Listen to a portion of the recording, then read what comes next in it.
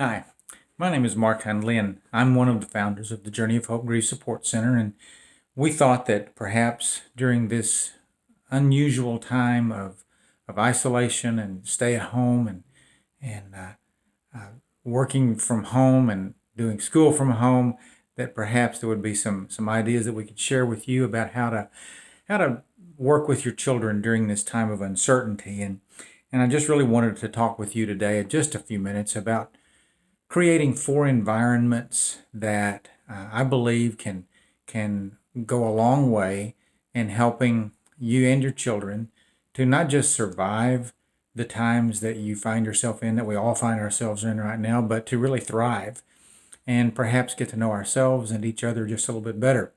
I call these things the four S's. So obviously, I work on those things to help make it a little easier to remember and understand. But the very first environment that I really believe that can go a long way to helping us with our children and creating a sense of direction for our children during a time of uncertainty is creating a sense of stability. Stability really has to begin first with you as a parent. I go back to what we've often seen if you've ever flown, and I'm sure you have, that in the preparatory time before the plane takes off, the flight attendant talks about the air masks dropping down out of the ceiling. And the instructions are always, if those air masks drop down out of the ceiling, put one on yourself first before working with your children and helping them to get one on. The idea behind that is that if you work to put a mask on the child and you lose consciousness, then the ability to help that child navigate what comes next could be compromised a great deal. So the whole idea is work on creating stability for yourself. Ask yourself the kinds of questions that you need to ask. What is it that helps me feel stable, directed, calm, secure? And then begin to model that with and for your children. You'll notice that I said with and not for, but with them. Talk with them, engage them in this conversation. Recognize that yes, you do have similar needs. You're isolated. You're needing to eat, and you're needing to sleep, and you're needing to have relaxation and enjoyment. You're needing to have all the kinds of things that make life normal. But you do have some differing needs as well. Pay attention to those needs. Your child's needs will not be the same as yours, and yours will not be the same for them. Very often we have to acknowledge that there will be many, many things that are unknown, not just on how long is this going to last or where do we go from one point to the next, but what we do and how we handle those things in front of us. So we have to begin with the unknown and acknowledge that, but then move to the things that we do know about ourselves, about our situation, about our support and the people around us, about our options and our opportunities. That can help create a sense of stability. The second environment, or the second S, is security. And what I mean by security is the creation of a sense of sameness. There's a lot that's different right now, just a whole lot that's different. Things that we've never ever experienced before in our lives are coming at us on a daily basis. And so what we have to do is find a sense of sameness. And we do this by emphasizing and focusing on and talking about our shared values, our shared family values, our shared family beliefs, those things that traditionally, uniquely give us as a family, as individuals within our family, a sense of purpose, a sense of identity, a sense of meaning.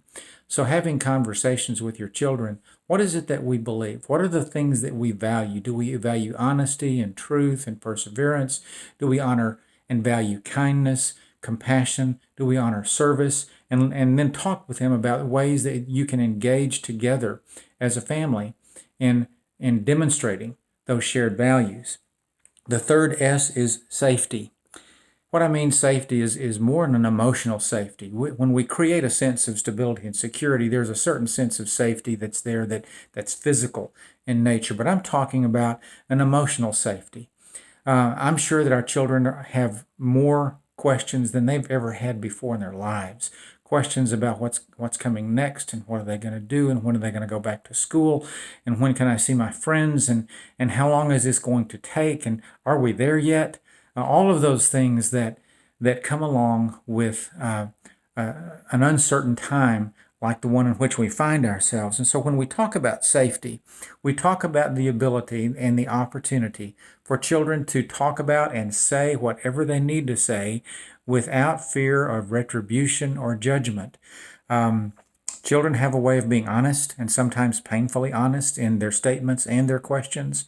And so if we can remember that honesty is probably going to be there, if we can just find a way to let them know that they can say and do and ask anything that they want to without fear of being judged or without fear of retribution. Now, that doesn't mean that everything they say and ask will be appropriate, and you can talk about those things by going back and reviewing those shared values. If you value decency and dignity and respect, and there's a sense of disrespect, then you go back and talk with them in an honest, open, non-judgmental way about how to be consistent and in sync with those values. But we want to have that sense of safety so that they can say whatever they need to say in whatever manner they need to say it and not feel judged. And the final arena or the final environment that I want to talk with you about is that of structure. Everybody needs structure. I've heard stories over the last 2 or 3 weeks about people not having any structure. They get up late, they go to bed late, they don't have a schedule. Nobody's on a schedule. It kind of comes and goes as they please because they're just not really sure what to do. Creating a sense of structure is so very important. We all talk about the new normal. We don't know what that new normal is. It's not there yet. And in fact, a new normal that we find ourselves pursuing is going to be very fluid. It's a moving target. And the new normal right now may be adaptation, adapting to the things that are in front of us. That new normal will eventually emerge, but it's not there yet. So we have to create a sense of structure, and in that structure have a sense of predictability. Lots of things are unpredictable right now, but we've got to find a way to create a sense of predictability, and we do that by asking questions. How is this working? What has changed? What has remained the same? How do we know the difference? Where are we going to get our support? Where does that come from? What is our next step? So we begin to create that structure through a series of questions that draw us together. Guys, I know that this is a very difficult time for all of us, and I know that you can do this. I have every confidence that you have what it takes to make this happen for yourself and for your children, for your family. Please let us know how we can be of support to you because we are in this together. Take care. Peace.